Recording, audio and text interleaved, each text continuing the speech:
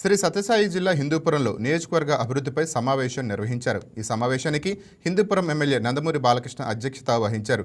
నియోజకవర్గంలో జరుగుతున్న అభివృద్ధి పనులు, మౌలిక వసతుల మెరుగుదల, రోడ్లు, త్రాగునీటి సమస్యలు, వైద్య సేవల బలోపేతం వంటి అంశాలపై సమగ్రంగా చర్చించారు. ప్రతి గ్రామంలో పెండింగ్లో ఉన్న అభివృద్ధి పనులను వేగవంతం చేయాలని అధికారులకు ఎమ్మెల్యే సూచన ఇచ్చారు. ప్రజల అవసరాలు తెలుసుకొని వాటికి అనుగుణంగా ప్రణాళికలు రూపొందించడమే తమ లక్ష్యమని ఎమ్మెల్యే బాలకృష్ణ తెలిపారు. అభివృద్ధి పనులు పారదర్శకంగా సమయపాలనతో పూర్తయ్యేలా చర్యలు తీసుకోవాలని నాయకులను, అధికారులను దిశానిర్దేశం చేశారు.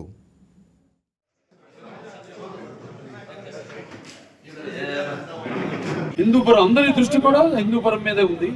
మన సీఎం గారి దృష్టి కూడా హిందూపురం మీదే ఉంది. మొన్న నేను వెళ్ళి ఆయనతో మాట్లాడటం జరిగింది అసెంబ్లీలో. ఇక ముందు హిందూపురం అభివృద్ధి గురించి ఏమి చేయాలనేది ఒక రోడ్ మ్యాప్ వేసుకోవడం జరిగింది. అలాగే ఇక్కడ హిందూపురం రైతులు ఎవరైతే ఈ ఆంధ్ర రాష్ట్ర ఆర్థిక సౌధానికి మూల స్తంభాలుగా ఉన్నారో వాళ్ళ అభివృద్ధిని వాళ్ళని పటిష్ట చేయడానికి మన ఆంధ్ర రాష్ట్ర ప్రభుత్వం ఎంతో కృషి చేస్తుందని మీ అందరికీ తెలియజేసుకుంటున్నాను.